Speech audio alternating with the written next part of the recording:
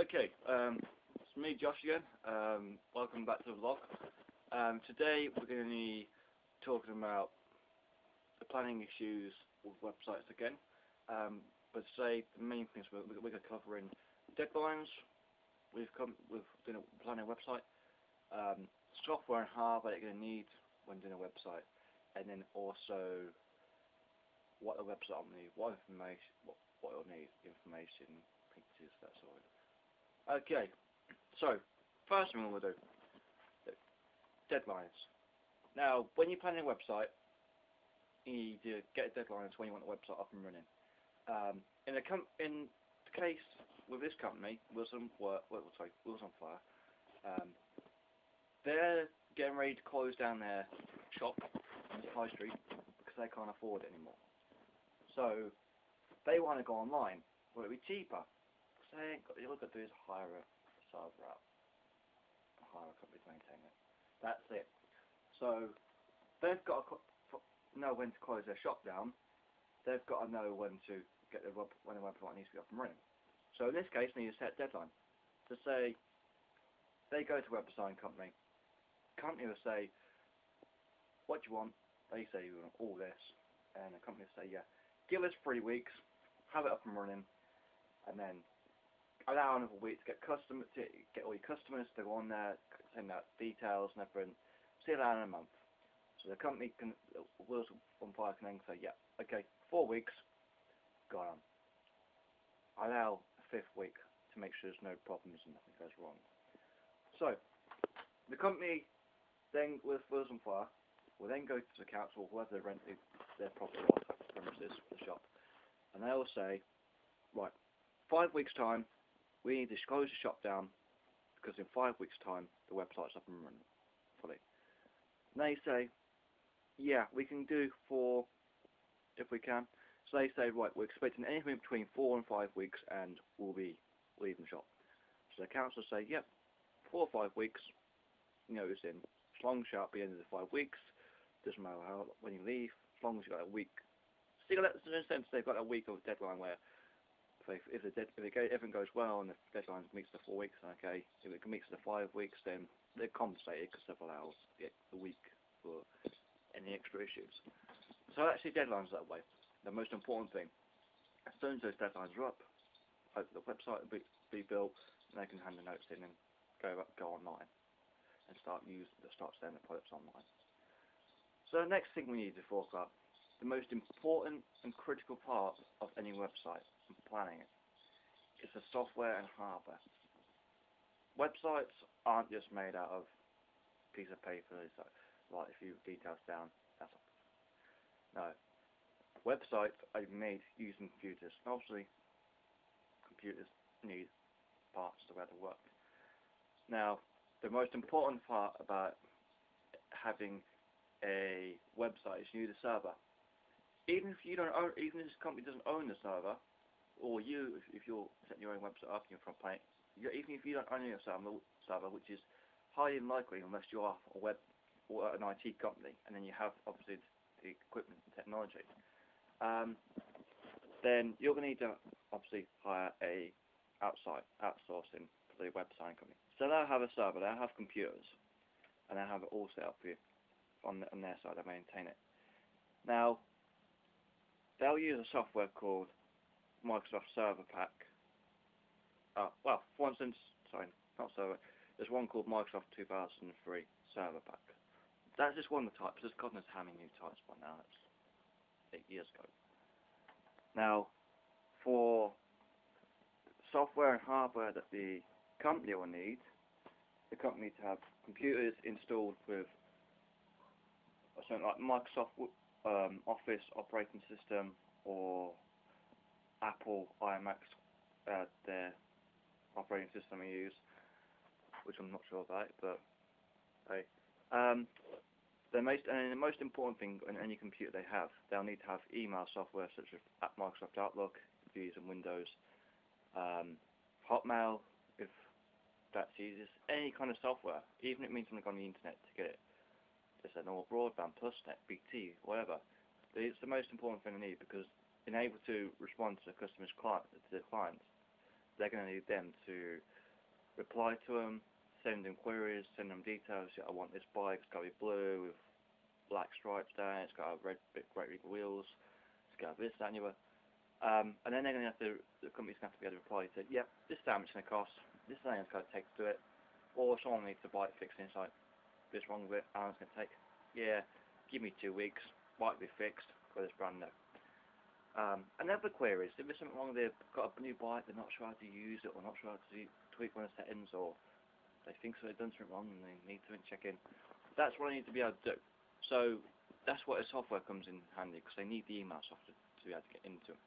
They also need something that allows you to write letters, such as Microsoft Office, using Word,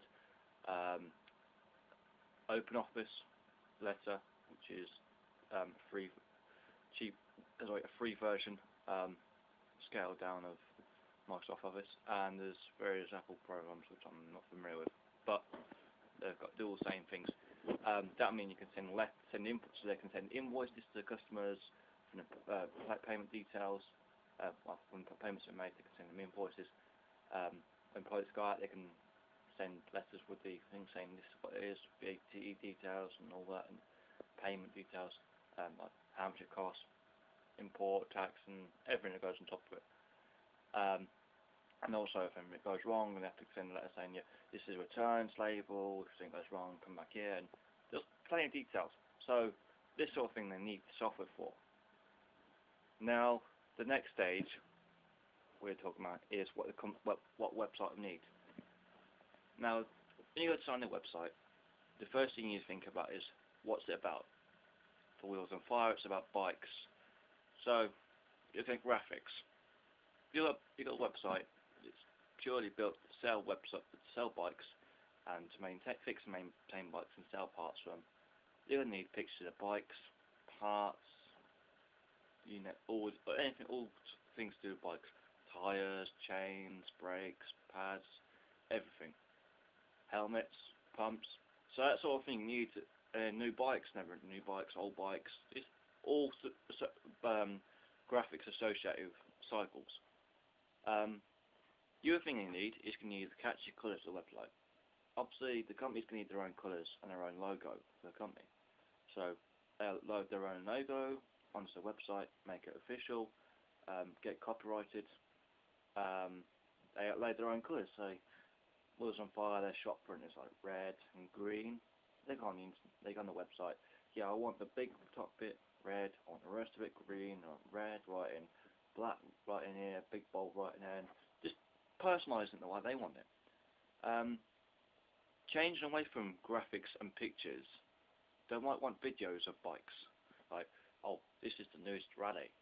Check this video out, see what's here in action, see what it's got on it, or see all the parts. But then, thinking of detail-wise, because the website will need to be interactive as well, be able to enable the customers to pay, search for things, get in contact, book. The website's going to need the company contact details, telephone number, address, or where to pick the bikes if they want to collect them themselves, or send correspondence to, email address to get in contact, that sort of thing.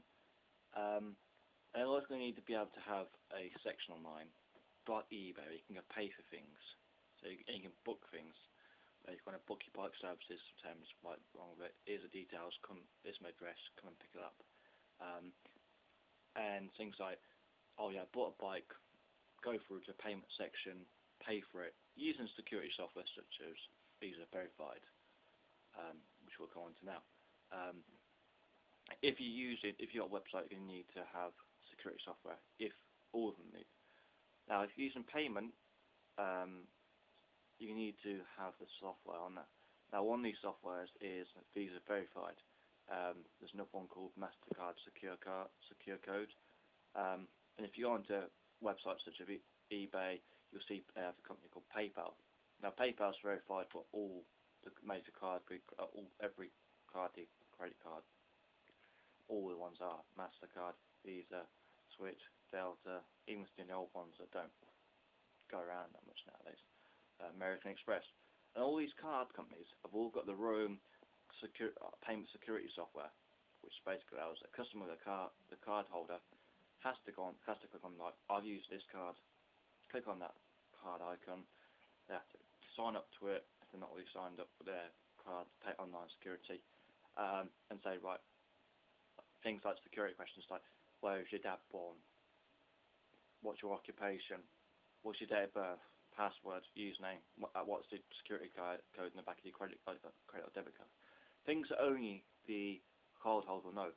Things that a hacker wouldn't know unless you put on a Word document saying, I do this. My security code is 123. My dad was a postman. My dad was born in Ireland. I work for the police. They don't be able to do that. No one's going to be stupid. I know people have been stupid enough to do that, but it's not what they do. So, things like these Visa verified MasterCard secure code, they stop this sort of thing. Things that means you just go on there. And normally, on your if you use your own computer and no one else uses it, if you've got a password and everything, then obviously you're going to be able to save some of these details in there. So if you log onto it, they'll only come up saying you can go into one little bit, the most important bit, like your password or your security code and back of your card. So that sums it up. So recapping on what we did today: deadlines, security and security, software and hardware, and what a website I need. Over and out.